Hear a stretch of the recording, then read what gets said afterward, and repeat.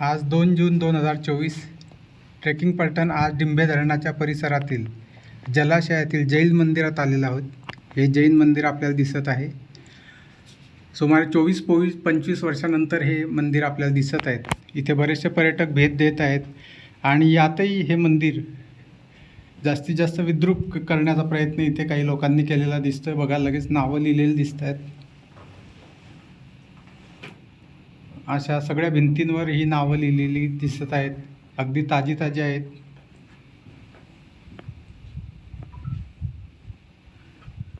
आणि बाहेर सुद्धा येताना आम्हाला बऱ्याच ठिकाणी प्लास्टिकच्या पाण्याच्या बाटल्या बऱ्याच फेकून दिलेल्या दिसल्यात. म्हणजे परिसर थोड्या दिवसासाठी जरी खुला झालेला आहे तरी तेवढ्यामध्ये जेवढा कचरा करता येईल, जेवढं अस्वच्छ करता येईल तेवढा करण्याचा प्रयत्न या ठिकाणी केलेला दिसतोय.